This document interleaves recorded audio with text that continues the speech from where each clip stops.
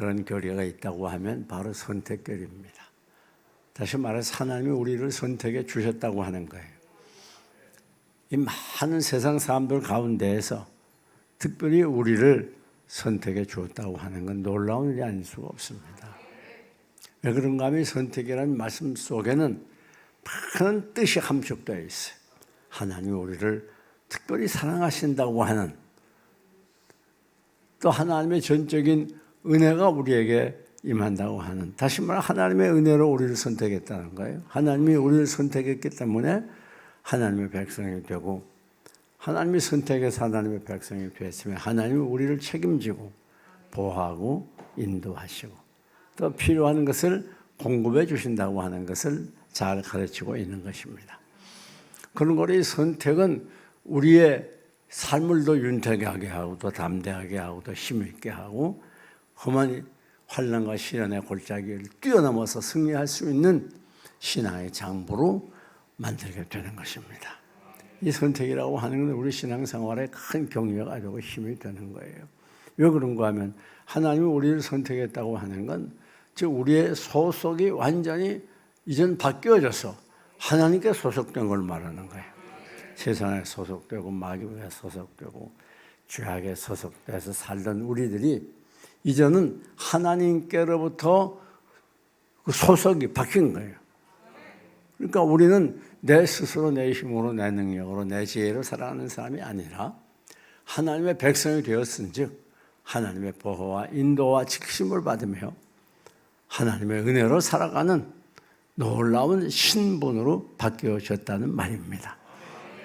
그러니까 하나님께 속했기 때문에 우리는 완전히 하나님의 손에 있고 하나님이 여러분의 생사복을 주장하고 여러분의 가는 길을 책임져 준다고 하는 이런 확실하고 뚜렷한 하나님의 은혜와 사랑을 알게 되는 것입니다. 그래서 선택교리가 중요한 거예요. 이건 우리 기독교 교리의 가장 핵심이요 기초로 갈 수 있겠습니다. 하나님의 선택에는 몇 가지 중요한 요소가 있는데 그 첫째는 하나님의 주권입니다. 우리를 선택함에 있어서 이것은 누구의 간섭이나 억압에 의해서 강제적으로 선택한 게 아니라 전적인 하나님의 주권으로 하나님의 권한으로 우리를 선택하셨다는 말입니다.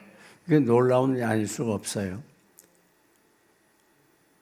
그래서 에베소 1장을 보게 되면 그 기쁘신 뜻대로 우리를 예정하사 그랬어요. 그 기쁘신 뜻대로.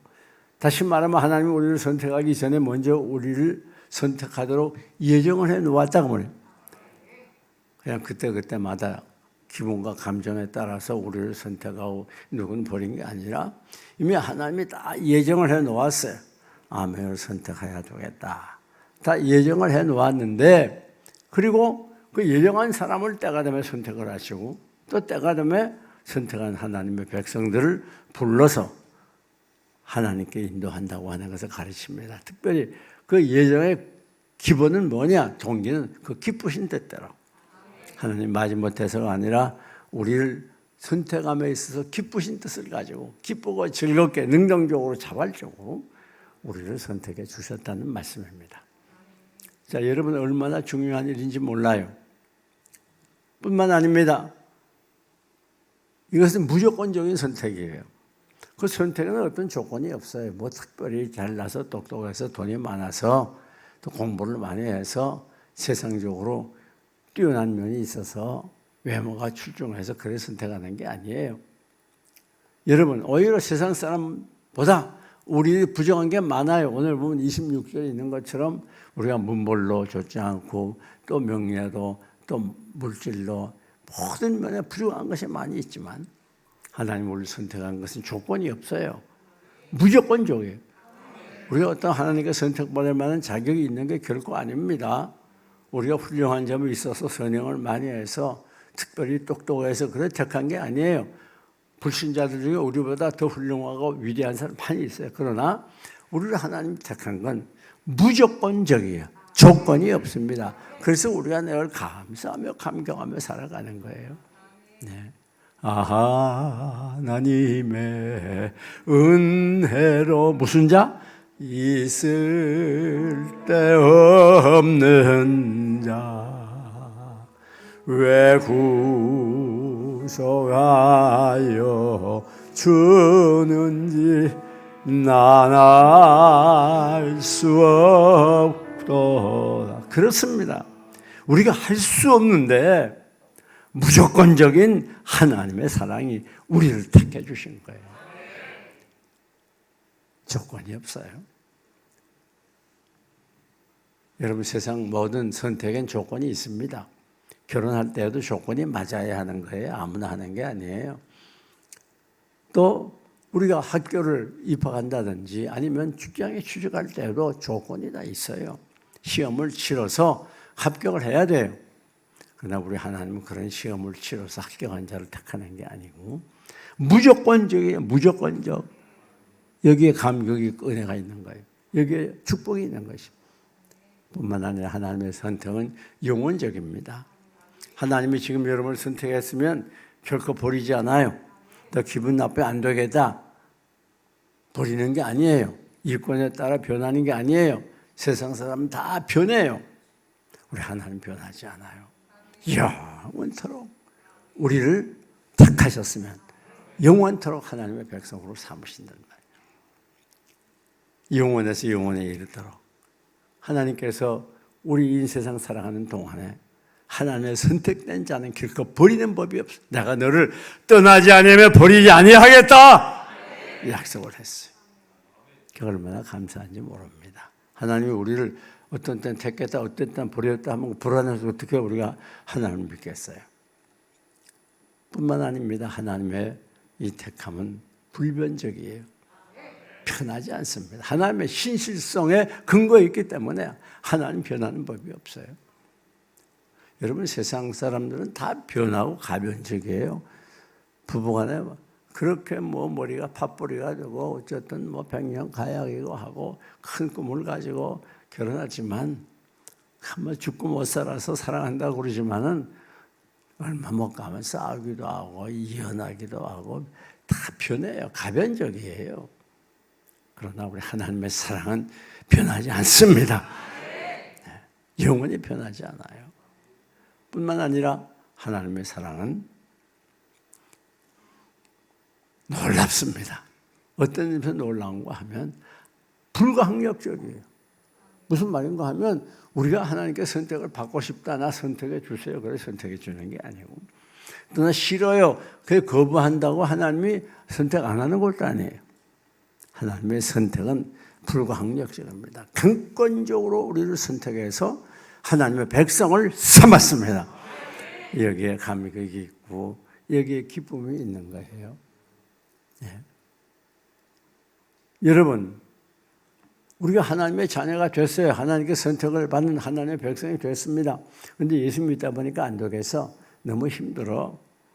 또 예수 믿어봐야 별로 잘 되는 일 없고 아무리 기도해도 응답도 잘 안 되고 힘든 일이 계속되고 그러니 그만 믿어야 되겠어.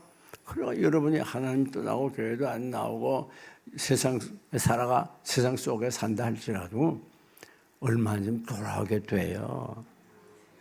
내 마음 나도 몰라. 내 마음 내 마음대로 하는 게 아니에요. 하나님의 영이 감동하면 돌아오지 않고는 견딜 수 없어요. 그러니까 아예 그런 허디는 할 필요가 없어요. 우리는 어차피 하나님을 떠나고 싶어도 떠날 수 있어요, 없어요? 떠날 수 없는 존재예요. 우리가 하나님 두 손을 딱 잡고 있어요. 아예 안 되겠다. 너무 구속받는 것 같아. 한 손을 놨어.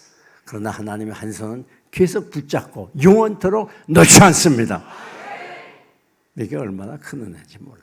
이걸 알게 되면 이 세상이 힘들고 괴로울 때 많아도 결코 낙심하거나 좌절하지 않습니다. 왜?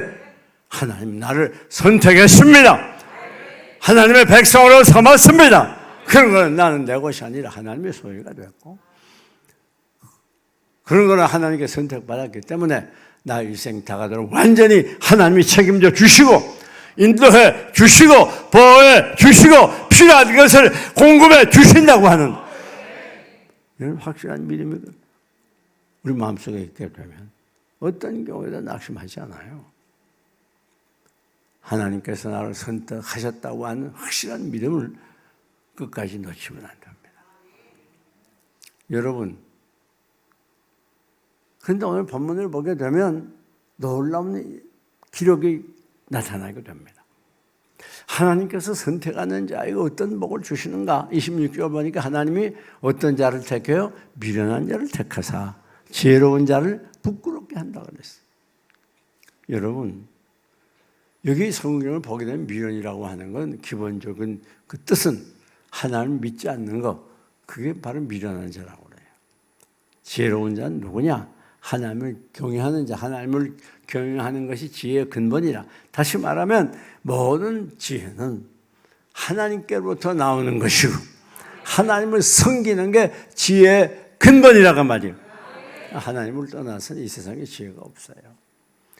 지혜라고 하는 것은 무엇인가 보통 말할 때에 지혜는 뛰어난 관찰력, 분별력, 그리고 판단력, 결단력을 말하는 거예요. 그래서 그때마다 일어나는 모든 환경과 사건을 바로 처리할 수 있는 능력을 보통 지혜라 그렇게 말하고 있어요.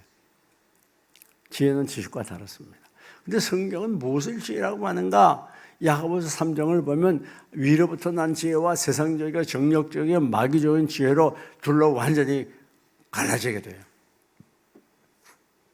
그 마귀적이고 세상적인 그런 지혜, 그건 뭔가 하면 시기와 다툼이라고 그랬어요.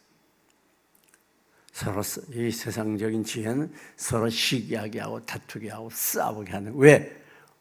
무슨 수단과 방법을 다해서라도 내가 목표를 이루어야 되고 성공해야 되기 때문에 자기 성공과 출세를 위해서는 수단 방법을 가리지 않아요. 요즘 사회를 보세요. 그렇잖아요. 자기 목적을 위해서는 수단 방법 가리지 않아요. 거짓말도 그냥 쉽게 하고 속이기도 하고 어제 말했다 내일 반복하기도 하고 또 사람을 폭행하기도 하고 때로는 죽이기도 하고 자기 수단 방법을 자기의 목적을 위해서는 수단 방법을 가리지 않는 경우들이 얼마나 많아요. 그러니까 서로 싸우고 물고 뜯고 그러잖아요. 그게 바로 세상적인 지혜예요. 세상적인 지혜는 자기의 목적과 성공을 위해서는 싸움도 마다하지 않고 사람을 속이고 거짓말하고 사기치고 죽이고 이걸 관계하지 않는다고 말해요. 하나님이 주는 위로부터 난 지혜는 뭔가 하면 야고보 3장을 보면 첫째 성결하고 그랬어요. 여러분 지혜라고 하는 건 깨끗하게 사는 게 그게 바로 지혜입니다. 범죄하게 되면 그 범죄로 따른 많은 고통스러운 결과물이 찾아오게 되어 있는 것입니다. 우리가 잘 아는 요셉 같으니 굉장히 지혜로운 분이었어요. 그 보디바의 아내가 그렇게 강력하게 유혹해도 그걸 뿌리치고 나올 수 있었다는 거 보통 지혜가 아닙니다. 그렇잖아요. 그래서 결국 이 요셉은 국무총리까지 가게 되는 거예요. 어리석은 자는 죄의 유혹에 그만 넘어가게 돼요. 죄와 타협하게 돼요. 그 어리석은 자예요. 그 죄의 결과를 반드시 받게 되는 거예요. 지혜로운 자는 누군가? 늘 세상 죄와 타협하지 아니하고 경건하게 바르게 깨끗하게 살아가는 사람. 그 사람이 바로 지혜로운 자가 되는 거예요. 이스라엘 백성 역사를 보게 되면 많은 왕들이 나타나게 되는데 그 중에 지혜로운 왕은 경건하게 바르게 살 때 하나님께 놀라운 축복을 받았던 것을 알 수가 있어요. 악한 왕들은 하나님의 진노와 심판을 받게 됩니다. 뿐만 아닙니다. 지혜가 뭐냐? 첫째 성결하고 다음에 화평하고 그랬어요. 모든 사람과 더불어 화평하며 살아가는 그게 지혜라고 말이에요. 여러분 오늘 우리들의 삶은 이 대인관계가 매우 중요합니다. 그걸 처세술이라고 그렇게도 말해요. 그러니까 우리가 대인관계를 어떻게 하느냐 이것이 우리의 장래를 결정준다 해도 과언이 아니에요.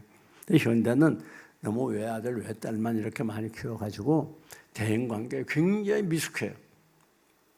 집에서 전부 왕 대접을 받고 공주 대접을 받다 보니까 극단적인 이기주의자가 되고 개인주의자가 돼서 서로 협동하는 사회 협동성이라든지 사회성이라든지 적응력이라든지 이런 게 없어요.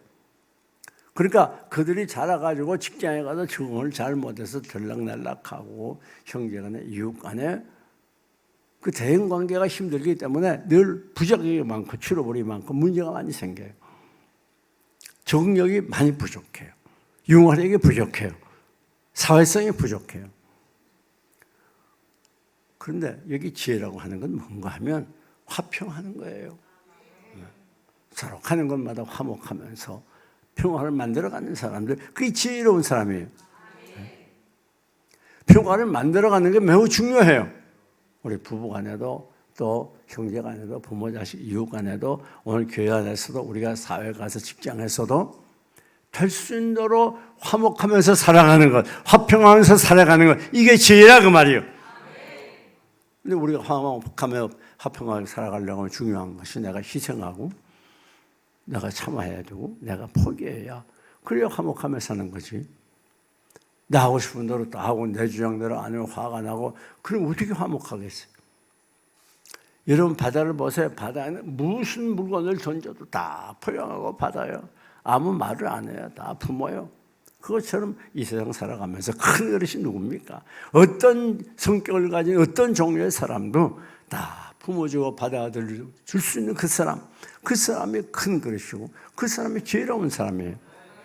지혜롭지 못한 사람이 누굽니까? 조금만이라도 썽잘 내고 화가 나고 말 한마디에도 상처를 받아가지고 원수 잘 맺고 그런 사람이 미련한 사람이에요. 여러분 그래서 과거에 시집을 하면 어떻게 하라고 그랬죠? 3년 벙어리, 3년 규모어리, 3년 뭐요?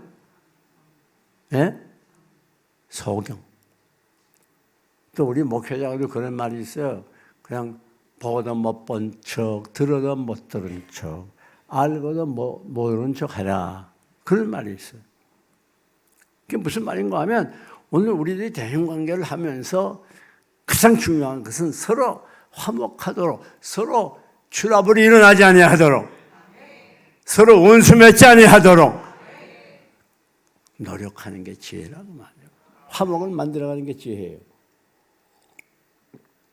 어떤 사람은 추러블을 만들어가요. 서로 자꾸 불편한 관계가 돼. 그 사람과 만나게 되면 서로 상처를 받게 되고 상처를 주고 상처를 받고 그러면 안 된단 말이에요. 오늘 우리가 정말 큰 그릇으로 쓰여지려면 누구나 더불어 화목해야 되고 그리고 위해서는 희생해야 되고 양보해야 되고 용서해야 돼요.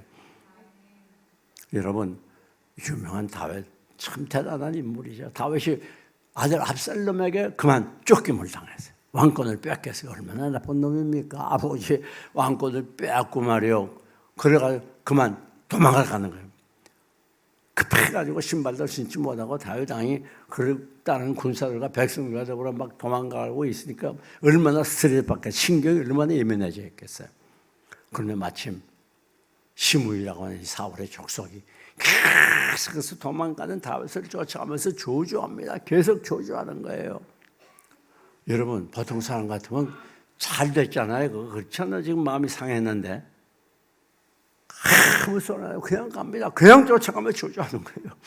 그 옆에 있던 장군이 하도 보다 못해 다윗 왕이요. 내가 두말할 필요도 없습니다. 왕께서 명령만 하면 단칼에 죽이겠습니다. 야, 네가 어떻게 내 마음을 잘 아니? 빨리 죽여. 그리고 모가지 잘라서 가져와. 그럴 거 아니에요. 그런데 다윗이 뭐라 그러죠? 가만둬라. 하나님이 이를 통해서 나를 공의히 여기실 줄 누가 아느냐. 참 대단하죠. 그러니까 큰 그릇이 누구요? 지혜가 뭐요? 나를 힘들게 하고 괴롭혀도 잘 참고 인내하고 품어주는 그 사람. 그가 큰 그릇이고 그가 지혜로운 사람이에요. 반면에 미련한 사람이 조금 더 품지 못해 조금만 기분 나쁘면 싸우고 고함지르고 잔소리하고 그거 참지 못해가지고 일주일, 이주일, 한 달 들어 어떤 게 몇 년씩 말도 안 하고 뺑 돌아서가지고 그 바보가 하나씩. 그래서 하루 해가 지도록 화를 품지 말고 그랬잖아요. 오늘 우리 부부간에 화가 난 게 있더라도 좀 싸우더라도 그거 품고 있지 말아요. 막 한 달, 두 달, 막 일주일, 이주 품고 말도 안 하고 뺑 돌아서가지고 막 밥상 가다 탁 집어 던지고 들어오면 안 돼요. 좀 속을 넓혀야 돼요. 큰 그릇이 돼야 돼요. 환영해야 돼요. 어떤 사람도 다 품을 수 있는 그게 바로 뭔가 하면 그게 성경이 말하는 지혜예요. 그 다음 지혜가 뭔가 하면 성결하고 또 화평하고 그 다음에 관용하고, 그 다음에 양순한 게 지혜라고 그랬어요. 여러분, 우리가 얼핏 생각하면 점점 험한 세상 살려고 하면 사람이 독하고 똑똑하고 싸납고 막 고집도 있고 그래야 될 것 같잖아요. 근데 성경은 그걸 지혜라고 하지 않았어요. 양순한 게 지혜라고 그랬어요. 자, 우리 주님 보세요. 얼마나 순합니까? 그래서 이 어린 양과 같다. 여러분, 동물 중에서 양처럼 순한 놈이 없는 것 같아요. 왜? 여러분이 강아지라든지 고양이라든지 키워보시겠지만 이것들은 목욕시킬 때 싫어하잖아요. 보통 뭐 가만히 대주고 있는 그런 동물도 있지만 되게 보통 싫어하거든요. 근데 이 양은 몸에 털을 막 깎아내도 가만히 대주고 있잖아요. 얼마나 착해요. 뭐 주인을 문다든지 뭐 발로 핥힌다든지 그런 게 없잖아요. 여러분, 우리 주님께서 이 양처럼 순한 분이었어요. 그래가지고 하나님의 아들이고 능력이 한이 없는 분이었지만은 그 구더기 같은 인간들에게 붙잡혀서 수치 모욕 다 천대몇이 받아주고 십자가에 달려 생명보로 피 흘려 죽으면서도 가만히 참고 계셨어요. 얼마나 착합니까? 내가 능력이 없어서 당하는 건 어쩔 수 없지만 능력이 있으면서 당하는 건 그건 아무나 하는 게 아니에요.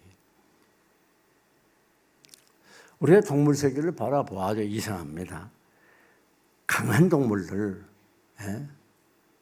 막 다른 동물을 잡아먹고 쌓아놨고 그런 강한 동물들은요 점점 종자가 없어져 가요.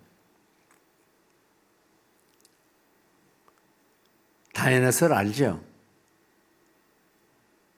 공룡이라고 그래요. 다이너소. 그 공룡들 도서관들 박물관 같은 데 가봐요. 어마어마하잖아요. 공룡들이 다 없어졌잖아요 지금. 아니, 쌓아놓은 호랑이, 사자, 곰 이런 건 자꾸 없어지잖아요. 그런데 아주 약한 쥐 같은 거, 새가 어디 가도 있잖아요. 쥐 같은 거. 그게 빨리 없어질 것 같은데 갈수록 번성하죠. 아니, 개미 같은 거, 벌 같은 거 얼마나 많아요.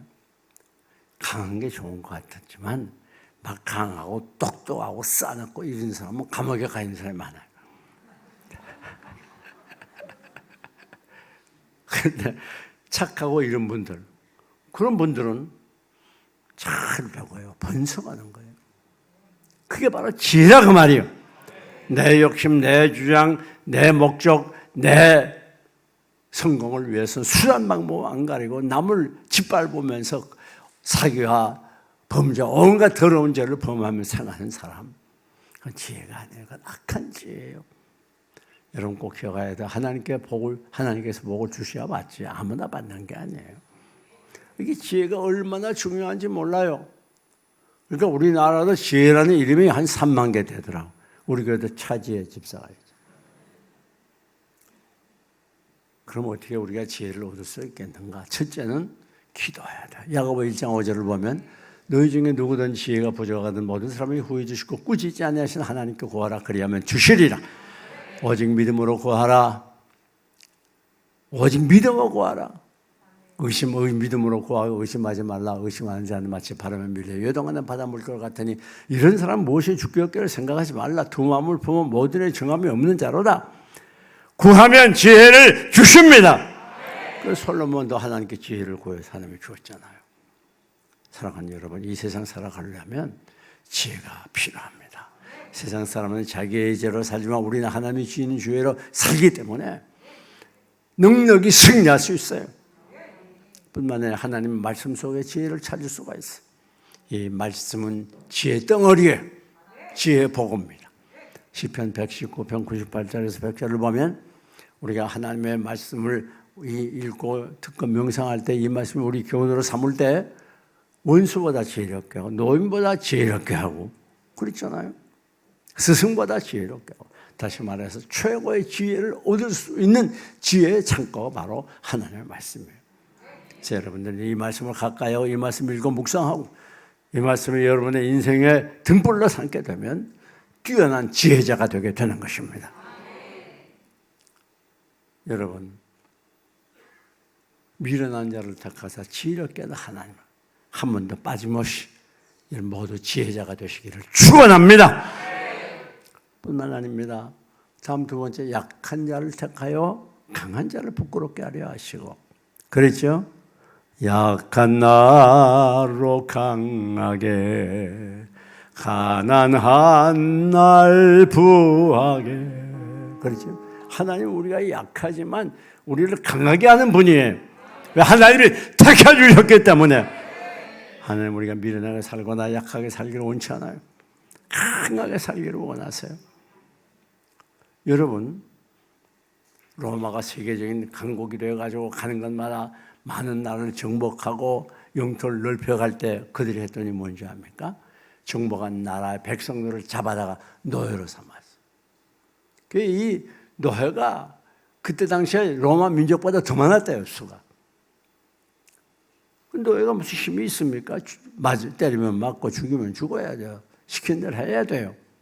그런데 놀라운 것은 그때 당시에 기독교인이 대부분 노예였다는 겁니다. 이렇게 아무 힘 없어가지고 때로는 예수 믿는다고 목이 잘리기도 하고 상에 찔리기도 하고 불에 태우기도 하고 또 사자의 밥이 되기도 하고. 그러나 그렇게 약해 보이고 형편없던 노예들이 많이 믿던 기독교가 결국은 로마를 지배한 로마의 국교가 되지 않습니까? 얼마나 무서운 힘이 있는지 몰라요. 기독교는 약한 것 같지만 강합니다. 무서운 종교입니다. 여러분, 지금 이렇게 기독교가 어려운 가운데 있지만 그러나 반드시 일어나게 될 겁니다. 다시 부흥되게 될 것입니다. 다시 하나님의 놀라운 축복을 받게 될 거예요. 우리가 잘 아는 다윗, 필요 어린 다윗입니다. 목동에 불과하여 무장도 하지 않았어요. 갑옷도 입지 않았어요. 그러나 목동의 모습으로 돌멩이를 가지고 골리앗을 나가서 대장군 골리앗을 넘어뜨린 것은 이 다윗이 훌륭하고 잘나고 똑똑해서 기술이 좋아서가 아닙니다. 그가 하나님을 전적으로 믿었던 그 믿음 때문에 골리앗을 넘어뜨릴 수가 있었어요. 하나님 그 믿음을 보시고 역사하셨어요. 결국 하나님이 골리앗을 넘어뜨린 겁니다. 여러분, 약한 자가 강하게 되는 거 우리 하나님이 원하는 거예요. 어떻게 약한 자가 강하게 됩니까? 믿음이 있어야 돼요. 이런 믿음이 있을 때 이 세상이 우리를 넘어뜨리려고 공격해 오고 비바람 눈보라가 휘말아쳐도 환난과 시련이 우리를 겁박해도 결코 우리는 뒤로 물러가거나 낙심하거나 절망하지 않습니다. 왜? 이 믿음으로 결국 승리하게 돼요. 어떻게 우리들이 강하게 되는 거 하면 성령 충만할 때 강하게 돼요. 예수님의 제자들이 예수님 십자가에 못 박히신 후에 환난과 핍박이 몰아쳤습니다. 그때 무서워서 도망 나갔어요. 그리고 벌벌 떨었던 이 비겁쟁이 예수님의 제자들이에요. 그럼에도 불구하고 그들이 성령 충만 받은 다음에는 환난 핍박을 가리지 않고 매를 맞고 감옥에 갇히고 순교하면서도 우리 하나님을 기쁘게 하라, 사람을 기쁘게 하랴, 사람을 기쁘게 하면 하나님의 종이 아니라고 하면서 담대히 복음을 전했어요. 왜? 어떻게? 어디서 그런 힘이 났어요? 성령 충만하게 된. 오늘도 여러분들 열심히 기도하고 성령의 능력을 받으면, 성령으로 충만을 받으면 두려워하지 않습니다. 강하고 담대한 믿음을 갖게 돼요. 기도원도 마찬가지 아닙니까? 계속해서 이방 나라가 이 이스라엘 민족을 공격이 옵니다. 7년 동안 계속 공격이 왔어요. 그래가지고 계속 농사해가지고 열매를 맺으려 하면 추수할 때 되면 공격이 와가지고 다 뺏어가는 거예요. 큰일 났어요. 무서워 벌벌 떨면서 돌과 암흑 속에 숨어 있을 때. 여러분, 하나님이 기도원을 일으켰어요. 그리고 성령의 충만함을 줄 때 비겁자의 기도원이 큰 일을 이루지 않습니까? 결국 원수를 물리치고 승리하게 되는 것. 우리는 비록 약합니다. 부족합니다. 그러나 우리가 성령 충만 받을 때, 성령의 능력이 우리를 지배하게 될 때 강해질 수가 있는 거예요. 세상에 감당치 못하는 능력의 사람들이 되는 것입니다. 오늘 여러분의 약한 몸으로 나왔지만 그러나 강하게 되시기를 축원합니다. 강하고 담대하라. 내가 모세와 함께 있던 것 같이 너와 함께 있을 것이라. 내가 너를 떠나지 아니하며 버리지 아니하리라. 하나님 오늘도 말씀하고 있습니다. 현실이 캄캄하고 어둡고 어디로 가야 되는지 무엇을 해야 할지 알 수 없는 암담한 현실이지만 그러나 결코 낙심하지 말아야 됩니다. 여러분이 믿음으로 성령 충만 받으면 반드시 승리하게 되고 세상에 감당치 못하는 능력의 사람들이 될 것입니다. 마지막 또 계속해서 보니까 하나님이 천한 자와 멸시받는 자와 약한 자들을 택하사 있는 자들을 택하사 없는 자를 하나님이 약한 자들을 택하사 천대받는 자, 멸시받는 있는 자들 부끄럽게 한다. 누굴 택해? 없는 자들 택했어요. 약한 자들 택했어요. 천한 자들 택했어요. 멸시받는 자들 택해서 있는 자들을 부끄럽게 한다고 말이에요. 지위가 높은 사람들, 이 땅 위에서 출세한 사람들, 문벌이 좋은 사람들, 많은 사람에게 세상적으로 존경받는 사람들, 세력가들, 이런 사람들을 부끄럽게 한다고 말이에요. 여러분, 우리가 역사를 보면 헬렌 켈러를 알게 됩니다. 보지도 못하고 듣지도 못하고 말도 못하니까 얼마나 힘들겠어요. 그러나 그가 하나님을 믿고 의지하게 될 때 그는 그 절벽 같은 절대 환난을 승리하고 시련 속에서 우뚝 솟아 많은 사람들에게 존경과 높임을 받지 않습니까? 미국 워싱턴에 가게 되면 이 미국 대통령, 역대 대통령들의 동상을 세우는 게 있어요. 근데 그 많은 동상들 중에서 유독 한 동상을 가면 그 발이 반질반질하게 달아있어요. 그게 누군가 하면 노아 해방시킨 아브라함 링컨입니다. 그래서 미국에서 가장 존경받는 대통령이 아브라함 링컨이에요. 어떻게 그렇게 됐어요? 어렸을 때 어머니께 받은 그 유산 성경책을 믿으면서 비록 무시겠지만 말씀대로 정치하게 될 때 위대한 일, 존경받는 그런 대통령이 되지 않았습니까? 그래서 사람들이 거기 가게 되면 그 발에 앉아가지고 그 발을 만지고 키스하고 그래서 반짝반짝해졌다. 여러분, 아인슈타인 상대성 원리를 발견해서 세계적인 물리학자가 된 아인슈타인도 마찬가지입니다. 어렸을 때 학교에서 코끼리 머리같이 둔한 놈이라고 쫓겨났어요. 그러나 어머니가 믿음으로 말씀을 잘 가르치고 양육할 때 15살부터 열심히 공부하기 시작해서 결국 세계적인 물리학자가 된 누굽니까? 아인슈타인. 여러분, 내가 약하다고 무능하다고 부족하다고 머리가 나쁘다고 가진 게 없다고 낙심하지 말아야 됩니다. 왜? 하나님이 여러분을 강하게 하시고 지혜롭게 하시고 여러분을 일으켜주시고 세워주시기 때문에 우리가 높아지는 것이 동으로나 서으로 말미암는 게 아니고 남과 북으로 말미암는 게 아니라 오직 재판장이신 하나님께서 여호와 하나님께서 이를 높이기도 하고 저를 낮추기도 한다고 분명히 말씀했어요.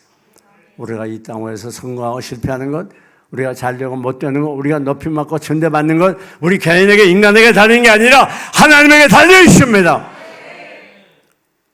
하나님께서 선택한 여러분들을 책임지십니다. 높여주시기를 원합니다. 잘되게 해주시기를 원합니다. 복을 내려주시기를 원합니다. 그런 거나 하나님께 선택받은 백성이라고 하는 확실한 믿음을 가지고 오늘도 내일도 승리의 걸음을 걸어가야 할 것입니다. 인류 역사를 보면 비록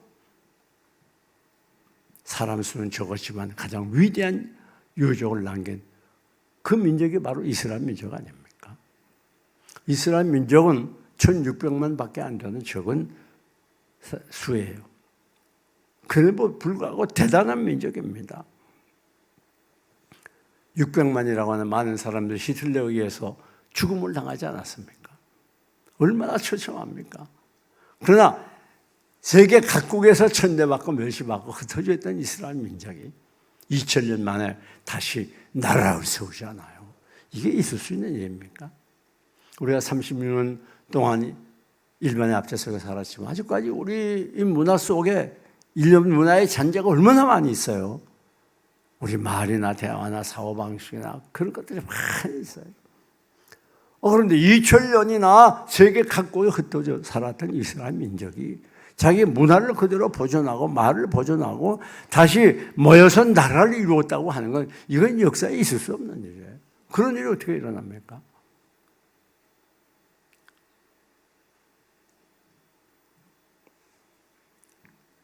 노벨 평화상을 받은 사람들 중에서 30%가 유대인입니다.